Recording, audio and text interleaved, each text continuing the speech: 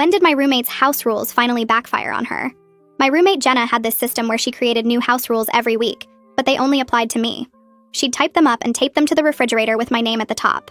Kitchen closes at 8 p.m. for deep cleaning. Tara cannot use the kitchen after 8. But she'd be in there making elaborate dinners at midnight. When I pointed out the double standard, she'd say, "I don't make messes like you do. This rule exists because of your behavior, not mine." She controlled everything. The thermostat could only be adjusted by her because I apparently didn't understand energy efficiency. The washing machine was off limits on weekends because those were her laundry days. I couldn't have guests over without 48 hours written notice submitted through email, but her boyfriend basically lived there rent-free. "He's not a guest. He's my emotional support," she'd say. The bathroom schedule was the worst. She decided I could only shower between 6 and 6:30 a.m. because any other time interfered with her routine. If I tried to shower at any other time, she'd turn off the hot water heater. Rules exist for a reason, Tara. This is about mutual respect. But she'd take 2-hour baths whenever she felt like it. She installed a lock on the kitchen cabinets where she kept the good food. I had one shelf in the fridge and one cabinet for my stuff. Everything else was hers. When my mom sent me homemade cookies, Jenna ate them all and said, "You left them on the counter, that's communal space. You should have put them in your designated area." But when I accidentally used her milk, she threatened to call the police for theft. The living room was basically her second bedroom. She'd spread out her work stuff everywhere and declare it a quiet zone when she was studying. But when I needed to study, she'd have movie nights with friends. "You can study in your room. I pay for half this apartment. I can use the common areas." She'd change the Wi-Fi password without telling me because I was apparently using too much bandwidth. Then she'd give me the wrong password on purpose and pretend it was a typo. I'd miss assignment deadlines because I couldn't get online. "You should have double-checked the password," she'd say. Personal responsibility is important. She started fining me for violations of her rules. $5 if I left a dish in the sink for more than an hour. $10 if I forgot to lock the door even though she constantly left it wide open. $20 if my alarm woke her up, but her phone calls at 3 a.m. were fine because some people have international friends. She kept a notebook documenting every perceived infraction. This went on for 2 years because breaking the lease would cost me thousands I didn't have. Jenna had me convinced that no other roommate situation would be better. "You're lucky I'm so organized and clear about expectations. Most people would just kick you out." She'd tell our mutual friends that I was impossible to live with, that she had to create structure because I was so chaotic. Then came senior year, when Jenna decided to run for student housing president. She campaigned on being the most responsible, fair, and organized candidate. She used our apartment as an example of her leadership skills. I've successfully managed a difficult roommate situation through clear communication and structured rules. She invited the housing committee to our apartment for a meeting to show them her system. The color-coded charts, the typed rules, and the violation notebook. She presented it all like she was some kind of genius. "This is how you create harmony in shared spaces," she said, pointing at her 43-page roommate handbook she'd created. That's when I decided to apply for the same position. Jenna laughed when she found out. "You can't even follow basic apartment rules. How could you manage student housing?" The debate was held in front of the entire student government. Jenna went first, talking about her innovative approach to conflict resolution and her proven track record of maintaining harmonious living situations. She actually brought her roommate's handbook as evidence of her capabilities. When it was my turn, I pulled out my own documentation. 2 years of photos, receipts, and recordings. "I'd like to share my experience with Jenna's management style," I said. I showed them the picture of the thermostat locked in a plastic box that only Jenna had the key to. The photo of me sleeping on the couch was taken because she'd declared my bedroom a storage area for her semester project without asking. The receipts for all the illegal fines she'd charged me. The recording of her admitting she deliberately gave me the wrong Wi-Fi passwords to sabotage my grades. The committee asked Jenna if this was true. She tried to explain that I needed structure, that I was chaotic, that her rules were reasonable. "Let's review these reasonable rules," I said, reading from her handbook. Rule number 17. Bathroom usage restricted to a 30-minute window between 6 and 6:30 a.m. Violators subject to hot water suspension. The room went completely silent. I looked up from the handbook and saw every single committee member staring at Jenna with faces that showed they couldn't believe what they were hearing. Some of them had their mouths slightly open, others were shaking their heads slowly. Jenna's face turned bright red and she shifted in her chair, her hands gripping the armrests so hard her knuckles went white. She knew this wasn't going the way she planned. Jenna cleared her throat and sat up straighter, trying to look confident again. She explained that structure was necessary when you lived with someone who lacked basic organizational skills. Her voice came out defensive instead of calm like before. She kept glancing at the committee members, trying to make eye contact, but most of them were looking down at their notes or at me. Griffin leaned forward and asked her to clarify why the rules only applied to me and not to her. Jenna stammered for a second, then said something about different standards for different people based on demonstrated responsibility. A couple of committee members exchanged looks with each other. I pulled out my phone and scrolled to the photo I took last month. I held it up so everyone could see the thermostat locked inside a clear plastic box with a padlock on it. The committee members leaned forward to look at the screen. Layla asked why this level of control was necessary. I explained that Jenna claimed I didn't understand energy efficiency, but really she just wanted complete control over our apartment temperature. I told them how she kept it at 62 degrees all winter, and I had to sleep in a hoodie and 2 blankets. Jenna tried to interrupt, but Griffin held up his hand to stop her. The committee started firing questions at Jenna one after another. They asked about specific rules and why she thought they were reasonable. Jenna kept trying to frame everything as reasonable responses to my behavior. She used words like accountability and mutual respect and living standards. But when they asked for examples of what I did to warrant a bathroom schedule, she couldn't give them anything concrete. She just made vague claims about my inconsideration and how I didn't respect her routine. One committee member asked what my routine was, and Jenna went quiet for a few seconds before saying she didn't know. I pulled up the photos of the receipts on my phone and passed it around the table. $5 for leaving a dish in the sink for more than an hour. $10 for forgetting to lock the door. $20 when my alarm woke her up at 7 in the morning. The committee members looked shocked as they scrolled through the images. Griffin pointed out that charging fines isn't legal between roommates. Jenna insisted it was just a system we agreed to, a way to maintain accountability. I laughed out loud before I could stop myself. The sound echoed in the quiet room. I told them I never agreed to anything, that Jenna just started charging me and threatened to kick me out if I didn't pay. Brandon stood up from his seat in the audience. He told the committee that he'd witnessed Jenna's boyfriend Mateo living in the apartment full-time, while I needed 48 hours written notice to have anyone visit. He said Mateo was there every single time he came over, eating food from the fridge, using the shower, sleeping in Jenna's room. Other students in the audience started nodding. A girl I recognized from my biology class raised her hand and said she'd tried to visit me once without the notice, and Jenna wouldn't let her in the apartment. Jenna's face got even redder and she started tapping her foot rapidly against the floor. I opened the voice memo app on my phone and found the recording from 3 months ago. I hit play, and Jenna's voice came through the speaker. She was telling me that she gave me the wrong Wi-Fi password on purpose because I was using too much bandwidth streaming videos for class. Her recorded voice sounded annoyed, almost proud of what she'd done. The committee members' faces changed completely. They looked genuinely shocked now instead of just concerned. One of them asked Jenna if she understood that sabotaging my internet access could have affected my grades and academic standing. Jenna opened her mouth, but nothing came out for a few seconds. Jenna's whole strategy shifted right then. She started attacking my character instead of defending her rules. She said I was disorganized, irresponsible, and impossible to live with, which was why she needed such strict rules in the first place. She told the committee that I left messes everywhere, never cleaned up after myself, and had no concept of shared space. Her voice got louder and faster as she talked. But then Isabel raised her hand from the audience. She stood up and told the committee that she'd worked with me on multiple group projects, and I was actually very reliable and organized. She said I always met deadlines, kept detailed notes, and was one of the easiest people she'd ever collaborated with. Other students nodded again. The housing director spoke for the first time since the debate started. She asked to see Jenna's violation notebook. Jenna hesitated, holding the notebook against her chest. The director asked again, and Jenna slowly handed it over. The director opened it and started flipping through the pages. Her expression changed as she read. She went from neutral to concerned to almost angry. She made notes on her clipboard while she read, her pen moving quickly across the paper. The room stayed completely silent except for the sound of pages turning. Jenna sat frozen in her chair, watching the director read through 2 years of documented complaints. I showed the committee one more photo. This one showed my designated storage area in our apartment. One small shelf in the fridge that barely fit a carton of milk and some leftovers. One cabinet in the kitchen that could maybe hold 5 boxes of food. I swiped to the next photo showing Jenna's locked cabinets taking up the rest of the kitchen.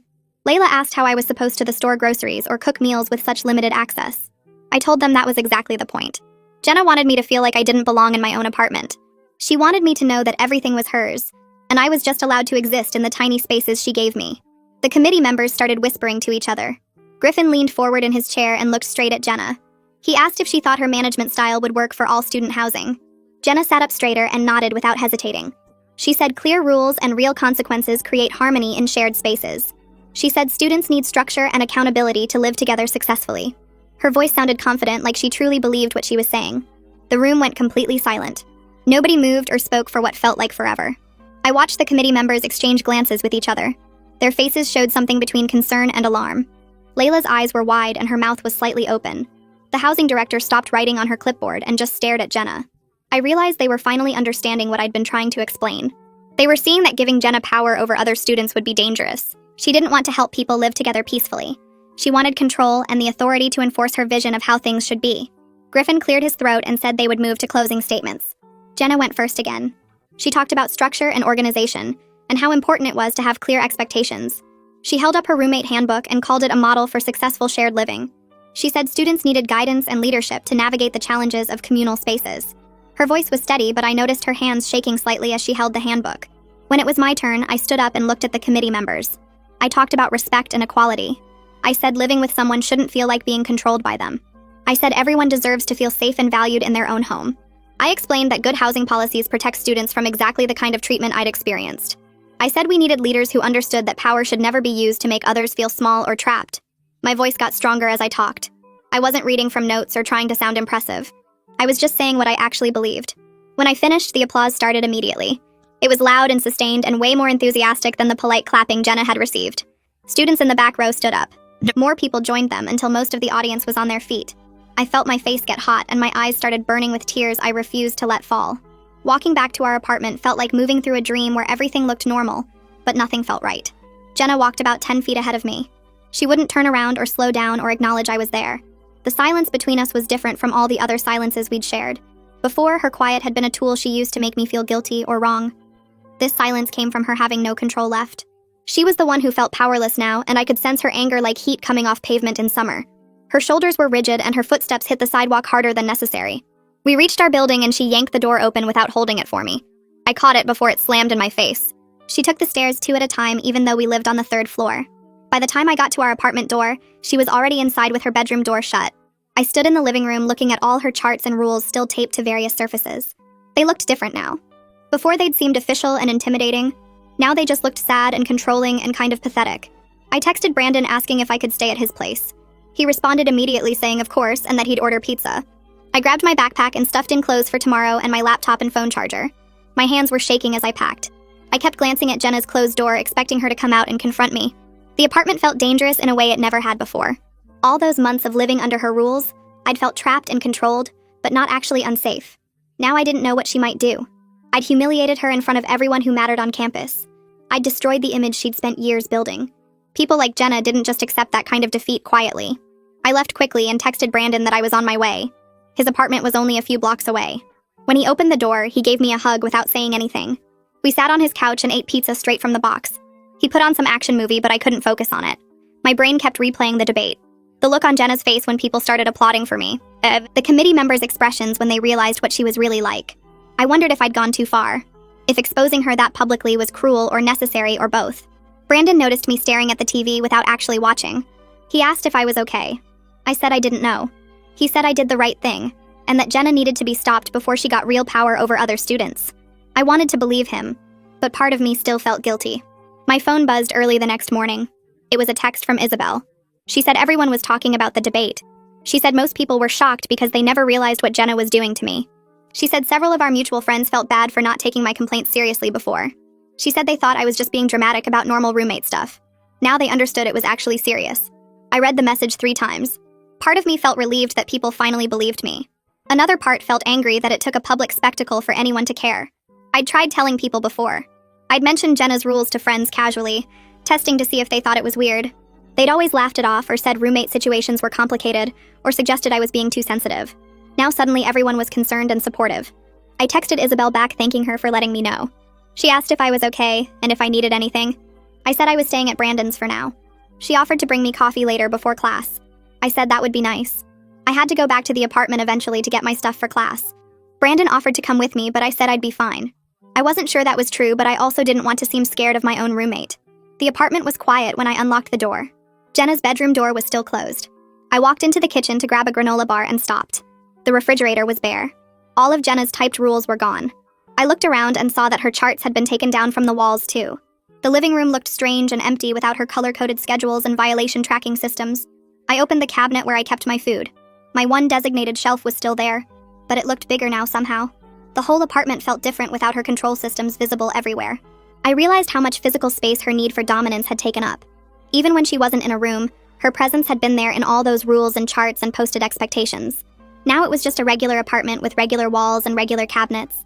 I grabbed my textbooks from my room and was heading toward the door when Jenna's bedroom opened. She stood in her doorway wearing pajamas and her hair was messy like she hadn't slept. Her eyes were red and puffy. She looked at me and said I betrayed her trust. She said I took private roommate issues and made them public. She said I ruined her reputation on campus and destroyed everything she'd worked for. Her voice got louder as she talked. She said we could have worked things out between us, but I chose to humiliate her instead. She said I was vindictive and cruel, and that I'd made her look like a monster when all she'd tried to do was create structure. I felt my anger rising as she spoke. I told her she ruined her own reputation by treating me like a prisoner in my own home for 2 years. I said her rules weren't about structure, they were about control. I said she made me feel small and wrong and trapped every single day. I said I didn't betray her trust because she never trusted me in the first place. She just wanted to dominate me. My voice was shaking, but I kept talking. I told her that other students deserved to know what kind of person she really was before giving her power over their housing. She stood there staring at me with her mouth open. Then she turned around and went back into her room and slammed the door hard enough that pictures rattled on the walls. I left the apartment and my hands were shaking, so badly I could barely lock the door behind me. I was sitting in the library trying to study when someone tapped my shoulder. It was our RA. She asked if we could talk privately. We went to one of the small study rooms and she closed the door. She said she'd heard about the debate and wanted to check on me. She asked if I felt safe in my apartment. I didn't know how to answer that. She sat down across from me and said she needed to be honest about something. She said she'd received complaints about my living situation with Jenna over the past 2 years. Multiple complaints from different people who'd noticed something was wrong. But every time she tried to follow up, Jenna made it sound like I was the problem. Jenna would show her the rules and explain that I was difficult and disorganized and that she was just trying to maintain basic standards. The RA said she was sorry for not investigating more carefully. She said she should have talked to me directly instead of just accepting Jenna's version of events. She said she felt bad about it now. I told her it was okay, but honestly, I felt kind of angry. How many people had noticed something was wrong but decided to believe Jenna instead of checking on me? The RA asked again if I felt safe. I said I wasn't sure. She pulled out some papers from her folder. The RA explained that I could request an emergency housing transfer if I needed to move out before the semester ended. She said normally there were fees and complications, but given the circumstances, the housing office would waive everything. She handed me the paperwork and said, just knowing I had options made something tight in my chest loosen. For 2 years, I'd felt stuck because breaking the lease would cost thousands of dollars I didn't have. Jenna had known that too. She'd known I was trapped and she'd used that knowledge to tighten her control. Now I had a way out that wouldn't destroy me financially. I took the papers and thanked the RA. She gave me her personal cell number and said to call if anything happened or if I felt unsafe. She said she'd be checking in more regularly from now on. After she left, I sat in the study room and looked at the transfer paperwork. My hands weren't shaking anymore. Brandon showed up at the library with coffee and asked how I was doing. I showed him the housing transfer papers. He said that was great and asked if I was going to apply. I said probably, but I wanted to document everything in the apartment first. He asked what I meant. I explained that Jenna might try to blame me for damage or claim I broke things when we moved out. I wanted proof of the current condition of everything, especially all her control systems. Brandon immediately understood. He said we should go do that right now while Jenna was probably in class. We walked back to my apartment and I unlocked the door carefully, listening to make sure nobody was home. The apartment was empty. Brandon pulled out his phone and started taking pictures. He photographed the locked cabinets in the kitchen with their combination locks still attached. He took pictures of the plastic box around the thermostat that only Jenna had the key for. He photographed my tiny designated areas, one shelf in the fridge and one small cabinet, compared to all the space Jenna controlled. He took pictures of her locked bedroom door and the bathroom schedule still posted inside the bathroom. He documented everything methodically while I stood there watching. He said I should email these photos to myself right now, so I had them saved in multiple places. I did that while he took more pictures. He suggested I might need this evidence if Jenna tried anything when we eventually moved out. I realized he was right. This was exactly the kind of thing Jenna would do. I walked back to Brandon's place after taking all those photos, and my phone buzzed in my pocket. Mom's name lit up the screen. I answered, and she immediately asked if I was okay, if I felt safe, if Jenna had done anything after the debate. Her voice had that worried edge that made my chest tight. I told her I was fine, that I was staying at Brandon's tonight just to be careful. She said she'd been watching my social media and saw people posting about the debate. She said she was proud of me for finally standing up to Jenna, but she kept asking if I needed to come home for a few days. I told her I couldn't miss classes right now. Then she said something that surprised me. She offered to help me break the lease early if I needed to get out. She said we'd figure out the money somehow, even though I knew we didn't really have it. She said my safety mattered more than a lease penalty. I felt tears starting and had to look away from Brandon, who was pretending not to listen. I told Mom I'd think about it, that the RA had given me some options too. She made me promise to call her every day until this was sorted out. After we hung up, Brandon handed me a slice of pizza and didn't ask questions, which I appreciated. The next morning, I woke up to 17 text messages. Most were from people I barely knew saying they'd heard about the debate. Walking across campus to my morning class felt weird because people kept stopping me. A girl from my sociology class came up and said she had no idea what I was dealing with.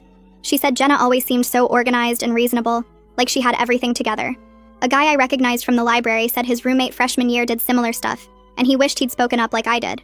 Between classes, I checked the student government website and saw they'd posted an announcement. The housing committee would make their decision within a week. I screenshot it and sent it to Brandon. He replied saying the campus gossip was heavily in my favor based on what he was hearing in his classes. Isabel texted asking if I wanted to study together later, and I said yes, because I couldn't go back to the apartment yet. I sat through my afternoon lecture barely paying attention, thinking about how many people apparently knew something was wrong but never said anything. When class ended, another student came up and asked if I was the girl from the housing debate. She said her friend lived in my building and had heard Jenna screaming at me through the walls multiple times. I didn't know what to say to that. That evening, I finally went back to the apartment to grab some clothes and books. I unlocked the door carefully, listening for any sound of Jenna. The apartment was empty and dark. I flipped on the lights and noticed immediately that some of her stuff was gone. Her laptop wasn't on the coffee table where she usually kept it. Her favorite jacket wasn't hanging by the door. I walked into the kitchen and realized I could actually use it without checking the time. It was past 8. I opened the fridge and pulled out ingredients for a sandwich, using the counter space that had been off limits for 2 years. I made food slowly, deliberately, spreading everything out just because I could. Then I adjusted the thermostat to 72 degrees, a temperature Jenna never allowed because she said it was wasteful. The apartment started warming up and I actually felt comfortable for the first time in forever. I took a shower at 10 p.m., standing under the hot water for 20 minutes without worrying that Jenna would turn off the heater or pound on the door. The freedom felt strange, almost uncomfortable, like I didn't know what to do with it. I realized Jenna must be staying at Mateo's place to avoid me. The apartment was mine, actually mine, for the first time in 2 years. Isabel came over the next afternoon with her biochemistry textbook and a bag of chips. We spread out on the living room floor, something I never could have done when Jenna declared it a quiet zone whenever she wanted. Isabel kept looking around like she expected Jenna to appear and start enforcing rules. I told her Jenna was basically living at Mateo's now. Isabel opened her textbook but then just stared at me instead. She said I seemed different, that I was smiling more. She said I looked relaxed in a way she'd never seen before. I hadn't realized how tense I always was until I didn't have to be anymore. We actually studied for an hour without me jumping at every sound or checking my phone to see if Jenna was texting me some new violation. Isabel said something that stuck with me. She said I was acting like a normal person, instead of someone constantly waiting for the next rule or punishment. I thought about how much energy I'd been spending just trying to avoid conflict, trying to be invisible in my own home. We ordered pizza and ate it in the living room, and I didn't worry about cleaning up immediately, or putting everything back exactly how Jenna wanted it. Isabel laughed at something on her phone, and the sound felt too loud, and then I realized that was okay now. Loud was allowed. Existing was allowed. My phone buzzed with an email notification 2 days later. The housing director wanted to meet with both me and Jenna to discuss our living situation regardless of the election outcome. The email said the debate had raised serious concerns about power dynamics in our apartment. It said the university had a responsibility to ensure all students had safe housing. I read it 3 times, not quite believing it. This wasn't about the election anymore. This was about what Jenna had actually done. I forwarded the email to my mom and to Brandon.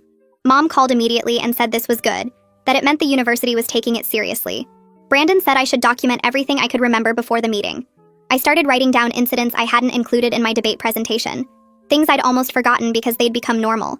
The time Jenna locked me out of the apartment for coming home 10 minutes past my allowed entry time. The time she threw away my groceries because I'd put them on the wrong shelf. The time she changed all the door codes and didn't tell me the new ones for 2 days. I filled 6 pages in my notebook before the meeting. The meeting was in the housing director's office, a small room with uncomfortable chairs and motivational posters about community living. Jenna arrived exactly on time wearing her professional outfit, the one she used for presentations. She sat as far from me as possible and didn't look at me once. The housing director was a middle-aged woman with glasses and a stack of folders on her desk. She thanked us for coming and said she wanted to discuss some concerns that had come up. Then she said something I didn't expect. She said Jenna's behavior constituted harassment and creating a hostile living environment, which violated university housing policies. Jenna's head snapped up and she started to argue. She said she was just trying to maintain order, that I needed structure, that her rules were reasonable.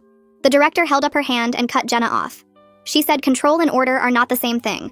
She said charging fines, restricting access to common areas, and sabotaging internet access went far beyond roommate disagreements. She said these were patterns of abusive behavior. Jenna's face turned red and she started talking faster, trying to explain each rule, but the director kept interrupting her with specific policy violations. I sat there watching Jenna's carefully constructed justifications fall apart under actual scrutiny. The director turned to me and said she was offering an immediate transfer to a different apartment with no penalties or fees. She said I could move out as soon as I wanted and the university would cover any costs. Then she turned back to Jenna and said she strongly suggested Jenna attend mediation training and counseling about healthy roommate relationships. Jenna looked furious, her hands clenched on the armrests. She asked what would happen if she didn't do the training. The director said calmly that the alternative was removed from university housing entirely. Jenna agreed through gritted teeth. I accepted the transfer immediately. The director handed me paperwork and said I could start moving whenever I was ready. She said someone from housing services would help me if I needed it. Walking out of that office felt like stepping into different air. Jenna stormed off toward the parking lot without saying anything. I stood on the steps and called Brandon. I started packing that same afternoon. Brandon and Isabel showed up with boxes and tape. We worked through my room systematically, and I felt lighter with every box I filled. Isabel found some of my stuff that Jenna had confiscated over the years, hidden in the back of the hall closet. My favorite mug that Jenna said I'd lost. Books Jenna claimed I'd left in common areas. Even the homemade cookies my mom had sent. Stale now, but still in their container, hidden behind Jenna's winter coats. Brandon carried boxes down to his car while Isabel and I wrapped dishes and folded clothes. We were laughing about something stupid, making jokes about Jenna's ridiculous rules, and I realized this was the first time I'd ever had friends over without feeling anxious. We ordered Chinese food and ate it sitting on my floor surrounded by half-packed boxes. Brandon did an impression of Jenna presenting her handbook at the debate, and Isabel laughed so hard she choked on her noodles. Moving out felt less like an ending and more like finally starting something I should have had all along. My new apartment was smaller, and the furniture was definitely older. The couch had a stain on one cushion, and the kitchen cabinets didn't close quite right. But it was mine. Nobody else had keys. Nobody else made rules about when I could cook or shower or have friends over.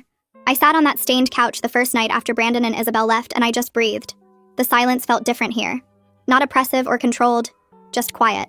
I could hear my own thoughts without constantly monitoring for Jenna's footsteps or listening for her disapproval. I got up and adjusted the thermostat to exactly the temperature I wanted. I opened the fridge and put my food wherever it fit.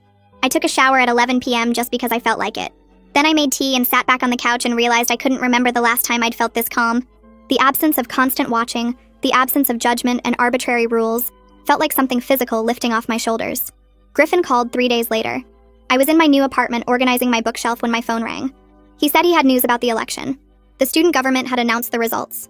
I won the housing president position by a significant margin. Griffin said the committee was unanimous in their decision after seeing how I handled a difficult situation with grace and evidence-based arguments. He said they were impressed by how I documented everything and presented it clearly instead of just complaining. He said they thought that kind of careful attention to detail and fairness was exactly what student housing needed. I thanked him and hung up, then sat down on my couch because my legs felt shaky. I'd actually won. Not just escaped from Jenna, but won something I worked for. My phone started buzzing with congratulations texts from people I barely knew. Brandon sent a gif of someone celebrating. Isabel sent 3 exclamation points. My mom called crying happy tears.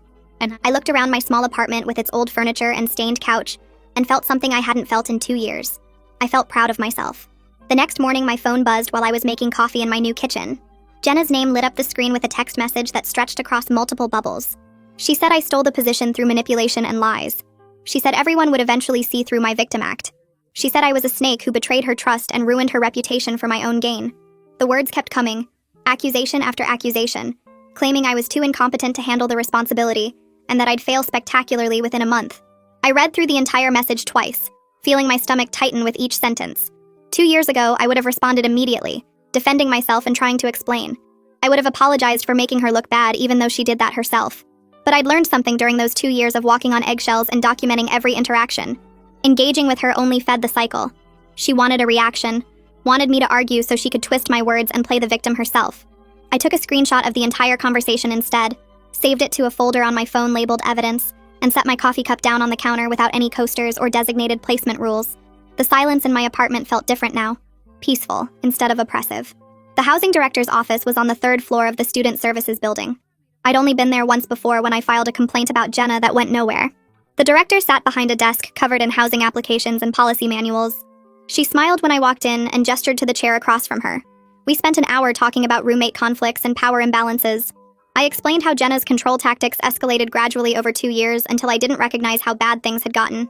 The director took notes while I described the thermostat locks, the bathroom schedules, the illegal fines, and the Wi-Fi password sabotage. She asked questions about warning signs and intervention points. When did the behavior start becoming problematic? What would have helped me recognize it sooner? How could RAs identify these patterns before they escalated?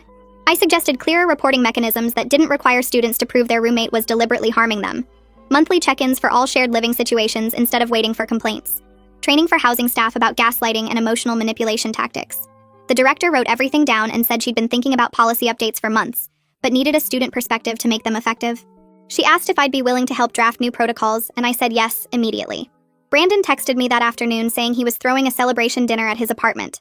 When I arrived that evening, Isabel was already there along with 5 other friends from our major.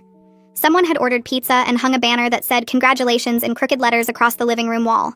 People kept raising their drinks and toasting to my courage. They asked how I stayed sane for 2 years living under Jenna's control. I sat on Brandon's couch with a paper plate balanced on my knee, and admitted there were times I thought I was the problem. Times when I believed maybe I really was as difficult and chaotic as Jenna claimed. Times when I wondered if other people would think her rules were reasonable, and I was just being dramatic. Isabel put her hand on my shoulder and said, "Gaslighting is hard to recognize when you're living through it." She said Jenna spent 2 years convincing me that my perceptions were wrong and my reactions were inappropriate. Brandon added that isolation is part of how controlling people maintain power, and everyone around the room nodded in agreement. They told stories about noticing I seemed stressed or withdrawn, but not realizing how serious the situation was. One friend said she thought I was just busy with classes. Another said she assumed I was naturally quiet and didn't want to intrude. The guilt in their voices made me realize how effectively Jenna had separated me from my support system. But they were here now, celebrating with me, and that mattered more than the time we'd lost. I ran into Mateo outside the library 3 days later. He was walking toward the entrance while I was leaving with an armful of books for my research paper. We both stopped when we saw each other and the awkward silence stretched between us. Then he said he wanted to apologize. He said he'd been thinking about how he lived in our apartment rent-free for months while I was charged fines for leaving dishes in the sink. He said he realized now how messed up the whole situation was, and he should have spoken up. I shifted the books in my arms and told him I appreciated that. He explained that Jenna made everything seem so reasonable at the time.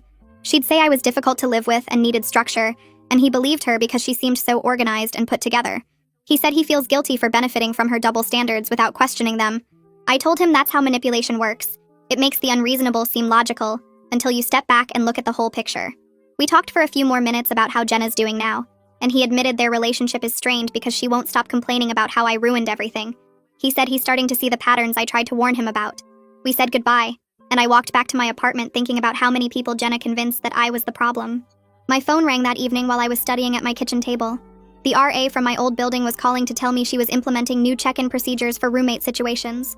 She explained that learning what happened with Jenna and me made her realize how easy it is to miss controlling behavior when the person doing it seems responsible and organized. She's requiring monthly one-on-one meetings with each resident now instead of just responding to complaints. She's asking specific questions about who controls shared resources, whether both roommates feel comfortable in common areas, and if there are any rules that only apply to one person. She wants to catch these patterns earlier before they escalate to the level I experienced. I thanked her for taking action, and she apologized for not seeing the signs sooner. She said Jenna was always polite and helpful during floor meetings while I seemed stressed and withdrawn, so she assumed I was just struggling with school. She didn't realize the stress came from my living situation. We talked about warning signs and red flags, and I promised to send her the notes from my meeting with the housing director.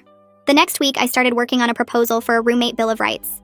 I sat in the campus coffee shop with my laptop open and drafted a document establishing baseline expectations for shared living spaces. Every resident has the right to access common areas without permission or schedules. Every resident has the right to adjust thermostats and use appliances without locks or restrictions. Every resident has the right to have guests over with reasonable notice, not 48-hour written requests. Every resident has the right to access Wi-Fi and utilities without interference. No resident can charge fines or penalties to another resident. No resident can create rules that only apply to their roommate. I included a section about reporting procedures that didn't require students to prove deliberate harm before getting help. I added language about early intervention and mediation services. The document grew to 12 pages by the time I finished. I sent it to the housing director, and she responded within an hour saying she loved the idea and wanted to present it to the administration. She asked if I'd be willing to speak at the next housing committee meeting to explain why these protections were necessary. I said yes, even though the thought of talking about Jenna's behavior in front of more people made my stomach hurt. 2 weeks later, the housing director called me into her office again. She closed the door and told me something in confidence. Jenna had dropped out of her mediation training after only 2 sessions. The counselor running the program said Jenna refused to acknowledge any wrongdoing and spent both sessions blaming me for being too sensitive and making everything difficult. She insisted her rules were reasonable and necessary, and she couldn't understand why everyone was treating her like she'd done something wrong. The housing director said this confirmed her concerns about Jenna's ability to recognize power imbalances and unhealthy relationship patterns. I wasn't surprised, but I felt relieved knowing I didn't have to deal with her anymore. The director assured me that Jenna wouldn't be allowed to hold any housing leadership positions until she completed the full mediation program and demonstrated understanding of healthy roommate dynamics. She asked how I was adjusting to my new apartment, and I told her it felt like I could finally breathe. My midterm grades came back the following week, and every single one had improved from the previous semester. My sociology professor gave me an A on my research paper and wrote a note saying my analysis was thorough and well supported. My statistics grade jumped from a C to a B+. Even my hardest class showed improvement. I stared at the grades on my laptop screen and realized how much energy I'd been spending just surviving my living situation. Now that I wasn't constantly stressed about apartment rules and could access Wi-Fi whenever I needed it, I actually had mental space for studying and assignments. My sociology professor stopped me after class one day and commented that I seemed much more engaged in discussions than I was earlier in the semester. She said my contributions were thoughtful and showed I was really thinking about the material instead of just going through the motions. I thanked her and didn't mention that the difference was sleeping in an apartment where nobody monitored my every move. Isabel and I started having lunch together twice a week between classes. We'd sit in the student union with sandwiches and coffee and talk about everything from assignments to weekend plans. She told me one afternoon that she noticed something was wrong last year but didn't know how to help. She said I always seemed anxious and withdrawn, like I was carrying weight nobody else could see. She wanted to ask what was going on, but worried about overstepping or making things worse. We talked about how isolation is part of how controlling people maintain power. Jenna made me feel like my problems weren't serious enough to bother anyone with. She made me doubt my own perceptions until I stopped trusting myself enough to reach out. Isabel said she'd pay attention now if she saw similar patterns in other friendships. She promised to speak up if someone she cared about started showing those same signs of isolation and self-doubt. Having this conversation made me feel less alone in what I'd experienced. It also made me realize how important it is to check in with people even when they say everything is fine. The student newspaper contacted me 3 days before finals week asking for an interview about the Housing President campaign and my policy proposals. The editor explained they wanted to do a feature story about student advocacy and the Roommate Bill of Rights. I stared at the email for 20 minutes trying to decide whether to respond. Part of me wanted to move on and stop making my experience with Jenna so public. But another part knew that sharing my story might help other students recognize controlling behavior in their own living situations. I called Brandon to ask his opinion and he said I should do the interview. He said my experience could prevent someone else from spending 2 years thinking they were the problem when really they were being manipulated. He reminded me that several students had already reached out privately to thank me for speaking up at the debate. I agreed to the interview and scheduled it for the following week after my last final exam. The interview happened 2 days later in a small conference room at the student newspaper office. The reporter was a junior named Noah who seemed genuinely interested in the policy side of things rather than just drama. I spent most of the hour talking about the Roommate Bill of Rights proposal and how it would create clearer reporting systems for students in bad living situations. He asked about my experience with Jenna, but I kept those answers short and focused on what I learned rather than specific details. The article came out 3 days after that with a photo of me standing outside the housing office. The headline read, "New Housing President Advocates for Roommate Rights," in bold letters across the top of the front page. The article explained the policy changes I was proposing and included a sidebar with information about resources for students dealing with controlling roommates or domestic situations. Brandon texted me a picture of the paper with 3 fire emojis and the words, "You're famous now." My email inbox filled up within hours of the article being posted online. Students I'd never met were sending me messages about their own roommate situations. A sophomore named Amy described how her roommate monitored her phone calls and got angry if she talked to family too often. Another student explained that his roommate had created a point system where violations led to having belongings thrown away. Someone else wrote about a roommate who installed cameras in the common areas without permission and reviewed the footage daily looking for rule violations. I read through every message that night sitting at my desk in my new apartment. Each story made me more certain that what happened with Jenna wasn't unique or rare. This pattern of control and manipulation was happening all over campus in different forms.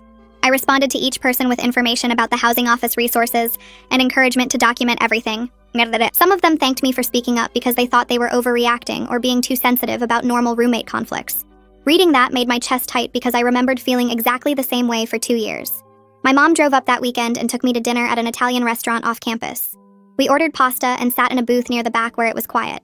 She reached across the table and held my hand while telling me she was sorry for not taking my complaints about Jenna more seriously over the past 2 years. She admitted she thought I was just being dramatic about typical roommate annoyances like dishes in the sink or thermostat disagreements. Now, after reading the article and seeing the documentation I'd collected, she understood it was actually psychological abuse disguised as organization and structure. She said she felt guilty for all the times she told me to just try harder to get along with Jenna, or suggested that maybe I was being too sensitive about the rules. I told her it wasn't her fault because Jenna was good at making everything sound reasonable when you heard it secondhand. Mom squeezed my hand and said she was proud of me for finally standing up and using what happened to help other students avoid the same situation. The housing director called me into her office on Monday morning. She had my Roommate Bill of Rights proposal printed out with notes written in the margins. She told me the document was exactly what the university needed, and that she was scheduling it for presentation to the Student Affairs Committee next month. The director explained that having a student voice leading this initiative made it much more powerful than if administration just imposed new rules from the top down. She asked if I'd be willing to present the proposal myself at the committee meeting and answer questions about why these protections were necessary. I agreed immediately, even though public speaking usually made me nervous. This felt too important to let fear stop me from participating. She walked me through the committee process and explained what kind of questions they might ask. Before I left her office, she thanked me for turning a painful personal experience into something that could create real change for future students. I started seeing Jenna around campus occasionally after that. The first time was outside the library when I was walking to meet Isabel for lunch. Jenna was coming down the steps with a group of people from her major, and our eyes met for just a second before she looked away and steered her group in a different direction.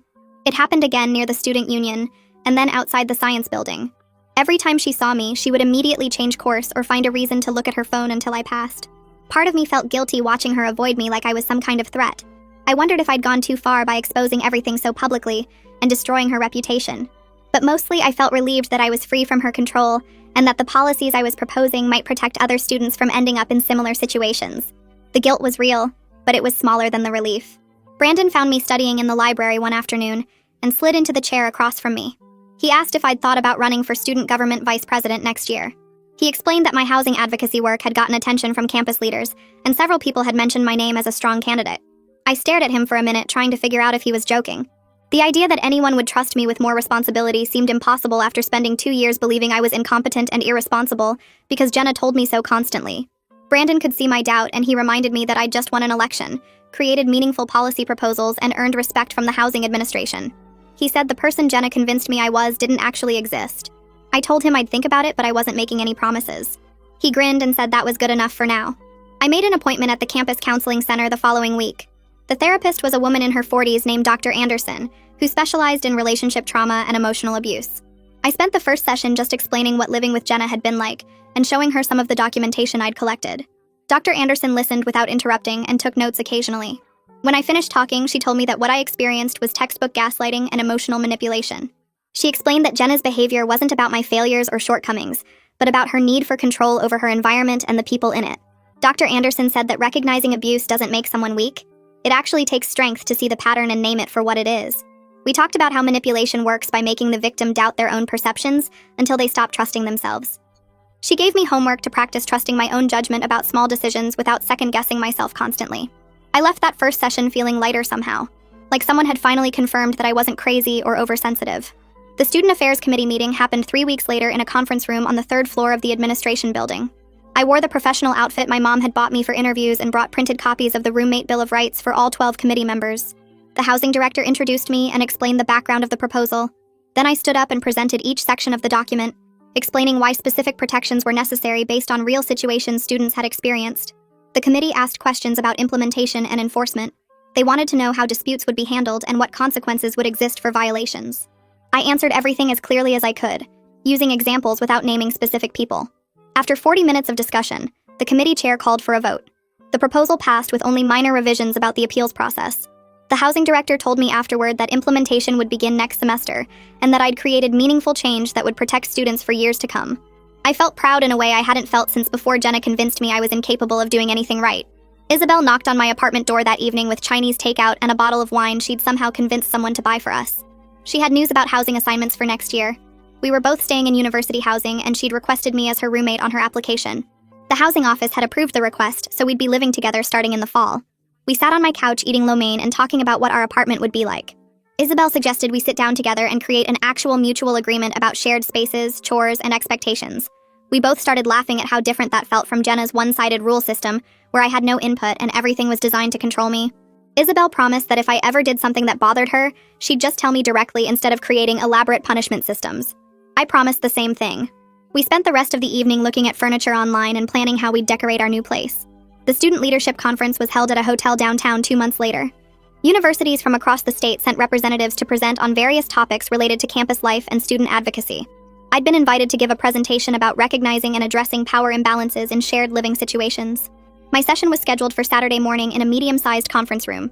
I expected maybe 20 people to show up, but the room filled completely with over 60 students, RAs, and housing administrators. I presented for 30 minutes about warning signs of controlling behavior, the psychological impact of living in manipulative environments, and institutional responses that could protect vulnerable students. The response was overwhelming. People asked questions for another 20 minutes after my presentation ended. Multiple universities requested copies of my Roommate Bill of Rights to adapt for their own campuses. Several RAs told me they wished they'd had this training earlier because they'd dealt with situations they didn't know how to handle. A housing director from another school gave me her card and asked if I'd be willing to consult on their policy development. I left that conference feeling like the painful experience with Jenna had turned into something genuinely useful that could help students I'd never even meet. My academic advisor called me into her office during the last week of classes to discuss my performance that semester. She pulled up my grades and participation records on her computer screen, comparing them to previous semesters. My GPA had jumped almost a full point, and she'd received positive feedback from 3 different professors about my class contributions. She asked what had changed, and I found myself explaining the housing situation and how escaping it had affected everything. She listened carefully, nodding as I talked about finally being able to focus on schoolwork without constant anxiety. She said she'd noticed a difference in our meetings too, that I seemed more confident and willing to advocate for myself when discussing my academic goals. I realized she was right. I'd started speaking up more in class, volunteering for group leadership roles, and actually believing I had valuable ideas to contribute. The person Jenna had convinced was incompetent and chaotic had disappeared, replaced by someone who trusted her own judgment again. Graduation happened on a sunny Saturday in May, and I sat in the audience watching Jenna walk across the stage to receive her diploma. She'd be moving off campus immediately, taking a job in another city 3 hours away. The relief I felt was huge, knowing I wouldn't randomly run into her at the coffee shop or library anymore. That evening, Brandon showed up at my apartment with a cake that said Freedom Party in bright blue frosting. He insisted we needed to celebrate properly, so we invited Isabel and a dozen other friends who'd supported me through the campaign and aftermath. We crowded into my small apartment, eating cake and telling stories about the most ridiculous of Jenna's rules. People kept toasting to my courage, but it felt less like courage and more like finally reaching a breaking point where staying silent hurt more than speaking up. The housing office hired me as a summer intern to help implement the new roommate policies. I spent my days creating training materials for RAs, developing screening questions to identify controlling behavior early, and drafting guidelines for intervention procedures. The housing director would review my work and offer suggestions, but mostly she let me run with my ideas. She said I had a natural talent for this kind of work, that my personal experience combined with my advocacy skills made me uniquely qualified. One afternoon, she suggested I consider student affairs as a career path, maybe even graduate school in higher education administration. The idea hadn't occurred to me before, but the more I thought about it, the more sense it made. I wanted to help students who found themselves in situations like mine, who needed someone to believe them and help them escape. Fall semester started with me moving into a new apartment with Isabel. The space felt completely different from the old place, lighter somehow, even though the layout was similar. We unpacked together, deciding jointly where things should go instead of one person declaring rules. We cooked dinner side by side in the kitchen, laughing when we discovered we both hated doing dishes but loved cooking. Friends came over without elaborate advance notice, staying late into the evening without anyone checking the time or enforcing quiet hours. When Isabel accidentally used my shampoo, she just apologized and offered to replace it. I told her not to worry about it. We had an actual conversation about a minor issue instead of one person creating a punishment system. The apartment felt like a home instead of a prison, a place where I could relax instead of constantly watching my behavior. The new Roommate Bill of Rights officially went into effect that semester, and I helped lead orientation sessions for incoming students. I stood in front of groups of 50 or 60 freshmen, talking about healthy shared living expectations and warning signs of controlling behavior. I explained the difference between reasonable household agreements and one-sided rule systems designed to maintain power. After each session, students would come up to thank me, some of them sharing their own experiences with difficult roommates. Several said they hadn't realized their situations were problems until hearing me describe the patterns. One girl told me her roommate had installed a lock on the thermostat and charged her fines for violations, exactly like Jenna had done to me. I gave her information about reporting mechanisms and resources, watching relief spread across her face as she realized she had options. I ran into Mateo outside the library one afternoon in October. He looked uncomfortable when he saw me, like he wasn't sure if I'd want to talk to him. But he stopped anyway and told me Jenna was having problems in her new apartment. Her roommates wouldn't tolerate her control tactics, and she'd been complaining constantly about how disrespectful and difficult they were. Mateo said she'd tried implementing her rule system during the first week, and her roommates had laughed at her before telling her they'd split household decisions equally, or she could find somewhere else to live. She'd called him crying multiple times, insisting her roommates were being unreasonable and refusing to respect her need for structure. Mateo said he was starting to see the pattern I'd tried to tell him about back when we were all living together. He apologized again for benefiting from the double standards without speaking up. I told him I appreciated the apology, and we talked for a few more minutes before going our separate ways. Brandon came over to my apartment one evening in November to watch a movie. We were halfway through when my phone buzzed with an email notification. A student from another university had read about my roommate advocacy work in an article about student housing reforms. She was living with a controlling roommate who monitored her food intake, restricted her shower times, and charged her fees for minor infractions. The email was long and detailed, describing 2 years of manipulation that sounded painfully familiar. I paused the movie and spent the next hour crafting a response. I validated her experiences, explained that what she was describing was harassment and abuse, and provided resources for reporting and getting help. I included information about documentation and institutional channels she could use. Brandon read over my shoulder as I typed, and when I finished, he said I was really good at this. I realized he was right. I could use my experience to help other students who felt trapped and alone like I had. The housing director called me into her office in early December with a job offer. She wanted to create a paid position as a student advisor for roommate conflicts, and she thought I was uniquely qualified for it. The role would involve meeting with students experiencing difficult living situations, helping them document problems, connecting them with resources, and advocating for policy changes when needed. She said my personal experience combined with my policy knowledge made me perfect for the work. I accepted immediately, feeling excited about having a job that felt meaningful and directly helped other students. The position would start in January and continue through graduation, with possibility of extending it if I stayed for graduate school. My therapy sessions had shifted focus over the past few months. We spent less time processing the trauma of living with Jenna, and more time building healthy relationship skills and maintaining boundaries. The therapist said I'd made remarkable progress in recognizing my own worth and trusting my perceptions instead of accepting other people's narratives about me. She pointed out how I'd stopped second-guessing myself constantly, how I now spoke up when something bothered me instead of assuming I was overreacting. She said the work I was doing to help other students was also helping me heal, that using my experience constructively had transformed it from just pain into something purposeful. I left each session feeling stronger and more confident in my ability to handle whatever came next. Isabel and I hosted a dinner party at our apartment in mid-December, inviting 10 friends to celebrate the end of the semester. I cooked pasta while Isabel made salad, and we set up a makeshift table using our desks pushed together. People arrived throughout the evening, bringing wine and desserts and filling our small space with conversation and laughter. Halfway through dinner, I realized I hadn't thought about Jenna's rules even once. I wasn't worried about using the kitchen at the wrong time or having too many guests or making too much noise. This apartment felt like mine in a way the old one never had. I was genuinely happy, surrounded by friends in a space where I could be myself without fear of punishment or judgment. Isabel caught my eye across the table and I smiled back, grateful for everything that had changed. I started working on graduate school applications in January, filling out forms for student affairs programs at 8 different universities. The personal statement took me 3 weeks to write because I kept trying to find the right way to explain how living with Jenna taught me to recognize power imbalances in shared spaces. I wrote about documentation, about speaking up when something feels wrong, about how institutional policies can either enable abuse or prevent it. My advisor read my draft and said it was compelling, that admissions committees would see I had real experience to back up my interest in housing advocacy. I submitted applications to programs in Massachusetts, Ohio, Pennsylvania, and 2 in California, hoping at least one would accept me. The student newspaper contacted me in February asking to do a follow-up article about the Roommate Bill of Rights. They wanted to interview students who had used the new reporting system during fall semester, and apparently several of them specifically mentioned my story as the reason they felt brave enough to come forward about their own situations. I met with the reporter at the campus coffee shop, and she showed me quotes from 3 different students talking about controlling roommates, unfair rules, and feeling trapped in their living situations. One student said reading about my experience made her realize that what her roommate was doing wasn't normal conflict, but actual harassment. Another said he didn't know there were official channels for reporting problems until he saw the new policies I helped create. The article ran with the headline about successful implementation and included statistics showing that reported roommate conflicts had increased, but were being resolved faster with better outcomes for everyone involved. My mom drove up for Parents' Weekend in March, and we went to dinner at the Italian place near campus. She kept looking at me across the table with this expression I couldn't quite read, and finally she said I seemed completely different from the person she talked to on the phone during those 2 years with Jenna. She said I used to sound tired and defeated all the time, like I was constantly apologizing for existing, but now I spoke with confidence and actually smiled when I talked about my work and my friends. She told me I seemed more like myself than I had since starting college, more willing to take up space and express opinions without second-guessing everything. I hadn't realized how much I'd changed until she pointed it out, how much lighter I felt now that I wasn't constantly monitoring my own behavior to avoid violating arbitrary rules.